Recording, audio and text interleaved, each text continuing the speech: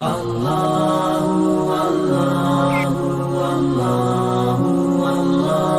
اشرح لي صدري ويسر لي أمري واحلل عقدة من لساني يفقهوا قولي أعوذ بالله من الشيطان الرجيم بسم الله الرحمن الرحيم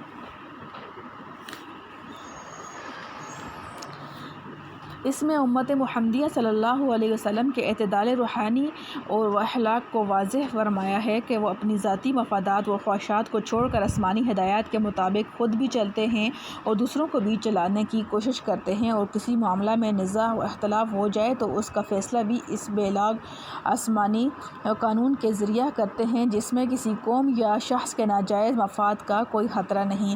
اور سورہ آل عمران میں امت محمدیہ صلی اللہ علیہ وسلم کے اسی اعتدال مزاج اور اعتدال روحانی کے آثار کو ان الفاظ میں بیان فرمایا گیا ہے: کنتم خیر امۃ اخرجت للناس تأمرون بالمعروف وتنہون عن المنکر وتؤمنون باللہ، یعنی تم سب امتوں میں بہتر ہو جو عالم میں بھیجی گئی ہو، حکم کرتے ہو اچھے کاموں کا اور منع کرتے ہو برے کاموں سے، اور اللہ پر ایمان لاتے ہو۔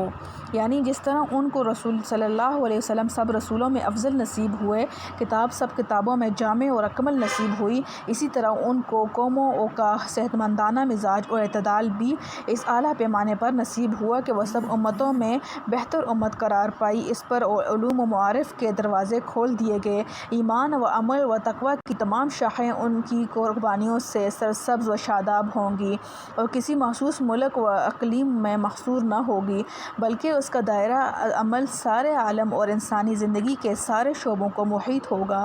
گویا اس کا وجود ہی اس لیے ہوگا کہ دوسروں کی خیرخواہی کرے اور جس طرح ممکن ہو انہیں جنت کے دروازوں پر لا کھڑا کر دے۔ اخرجت للناس میں اس کی طرف اشارہ ہے کہ یہ امت دوسروں کی خیرخواہی اور فائدے کے لیے بنائی گئی ہے۔ اس کا فرض، منصبی اور قومی نشان یہ ہے کہ لوگوں کو نیک کاموں کی ہدایت کرے، برے کاموں سے روکے۔ ایک حدیث میں رسول اللہ صلی اللہ علیہ وسلم کی ارشاد الدین النصیحۃ کا یہی مطلب ہے کہ دین اس کا نام ہے کہ سب مسلمانوں کی خیرخواہی کرے، پھر برے کاموں میں کفر اور شرک، بدعات اور رسوم قبیحہ، فسق و فجور اور ہر قسم کی بد اخلاقی اور نامعقول باتیں شامل ہیں۔ ان سے روکنا بھی کئی طرح ہوگا، کبھی زبان سے، کبھی ہاتھ سے، کبھی قلم سے، کبھی تلوار سے، غرض ہر قسم کا جہاد اس میں داخل ہوگا۔ یہ صفت جس قدر عموم و اہتمام سے امت محمدیہ صلی اللہ علیہ وسلم میں پائی گئی، پہلی امتوں میں اس کی نظیر نہیں ملتی۔ نمبر 3، اب تیسری بات غور طلب یہ رہ گئی کہ اس امت کے توسط و اعتدال کے واقعات سے ثبوت کیا ہے۔ اس کی تفصیل طویل اور تمام امتوں کے اعتقادات، اعمال، اخلاق اور کارناموں کا موازنہ کر کے بتلانے پر موقوف ہے۔ اس میں سے چند چیزیں بطور مثال ذکر کی جاتی ہیں۔ اعتقادی اعتدال۔ سب سے پہلے اعتقادی اور نظری اعتدال کو لے لیجئے تو پچھلی امتوں میں ایک طرف تو یہ نظر آئے گا کہ اللہ کے رسولوں کو اس کا بیٹا بنا لیا اور ان کی عبادت اور پرستش کرنے لگے۔ وقالت الیہود عزیر ابن اللہ وقالت النصارى المسیح ابن اللہ۔ اور دوسری طرف انہی قوموں کے دوسرے افراد کا یہ عالم بھی مشاہدہ میں آئے گا کہ رسول کے مسلسل معجزات دیکھنے اور برتنے کے باوجود جب ان کا رسول ان کو کسی جنگ و جہاد کی دعوت دیتا ہے تو وہ کہہ دیتے ہیں فاذهب انت وربك فقاتلا انا هاهنا قاعدون، یعنی جائیے آپ اور آپ کا پروردگار وہی مخالفین سے قتال کریں، ہم تو یہاں بیٹھے ہیں۔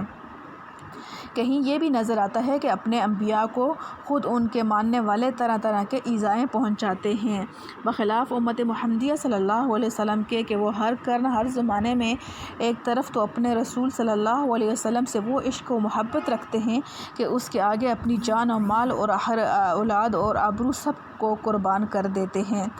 سلام اس پر کہ جس کے نام لیوا ہر زمانے میں ہیں، بڑھا دیتے ہیں ٹکڑا سرفروشی کے فسانے میں۔ اور دوسری طرف یہ اعتدال کہ رسول کو رسول اور خدا کو خدا سمجھتے ہیں، رسول اللہ صلی اللہ علیہ وسلم کو باہما کمالات و فضائل عبداللہ و رسولہ مانتے اور کہتے ہیں۔ وہ آپ صلی اللہ علیہ وسلم کے مداح و مناقب میں یہ بھی پیمانہ رکھتے ہیں جو قصیدہ بردہ میں فرمایا: وَاحْكُم بِمَا شِئْتَ مَدْحًا فِيهِ وَاحْتَكِمْ وَدَعْ مَا أَدَّعْتُ نَصَارَى فِي نَبِيِّهِمْ وَاحْكُمْ بِمَا شِئْتَ مَدَحًا فِيهِ وَاحْتَكِمْ، یعنی اس کلمہ کفر کو تو چھوڑ دو جو نصارہ نے اپنے نبی کے بارے میں کہہ دیا کہ وہ معاذ اللہ خود خدا یا خدا کے بیٹے ہیں، اور اس کے سوا آپ صلی اللہ علیہ وسلم کے مدح و ثنا میں جو کچھ کہو وہ سب حق و صحیح ہے، جس کا خلاصہ کسی نے ایک مصرعے میں اس طرح بیان کر دیا: بعد از خدا بزرگ دوئی قصہ مختصر۔ عمل اور عبادت میں اعتدال۔ اعتقاد کے بعد عمل اور عبادت کا نمبر ہے۔ اس میں ملاحظہ فرمائیے، پچھلی امتوں میں ایک طرف تو یہ نظر آئے گا کہ اپنی شریعت کے احکام کو چند ٹکوں کے بدلے فروخت کیا جاتا ہے، رشوتیں لے کر آسمانی کتاب میں ترمیم کی جاتی ہے، یا غلط فتوے دیے جاتے ہیں اور طرح طرح کے حیلے بہانے کر کے شرعی احکام کو بدلا جاتا ہے، عبادت سے پیچھا چھڑایا جاتا ہے۔ اور دوسری طرف عبادت خانوں میں آپ کو ایسے لوگ بھی نظر آئیں گے جنہوں نے ترک دنیا کر کے رہبانیت اختیار کر لی، وہ خدا کی دی ہوئی حلال نعمتوں سے بھی اپنے آپ کو محروم رکھتے اور سختیاں جھیلنے کو ہی عبادت و ثواب سمجھتے ہیں۔ امت محمدیہ صلی اللہ علیہ وسلم نے اس کے خلاف ایک طرف رہبانیت کو انسانیت پر ظلم قرار دیا اور دوسری طرف احکام رسول اور خدا پر مر مٹنے کا جذبہ پیدا کیا، اور کیسر کسریٰ کے تحت و تاج کے مالک بن کر دنیا کو یہ دکھلا دیا کہ دیانت و سیاست میں یا دین و دنیا میں بیر نہیں، مذہب صرف مسجدوں یا خانقاہوں کے گوشوں کے لیے نہیں آیا بلکہ اس کی حکمرانی بازاروں اور دفتروں پر بھی ہے، اور وزارتوں اور عمارتوں پر بھی۔ اس نے بادشاہی میں فقیری اور فقیری میں بادشاہی سکھلائی۔ جو فقیر اندر لباس شاہی آمد، ز تدبیر عبید اللہی آمد۔ معاشرتی اور تمدن اعتدال۔ اس کے بعد معاشرت اور تمدن کو دیکھیے تو پچھلی امتوں میں آپ ایک طرف یہ بے اعتدالی دیکھیں گے کہ انسانی حقوق کی کوئی پرواہ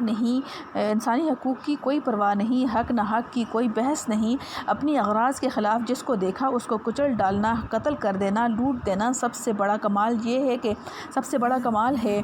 ایک رئیس کی چراگاہ میں کسی دوسرے کا اونٹ گھس گیا اور وہاں کسی کو کچھ نقصان کر دیا تو عرب کے مشہور جنگ حرب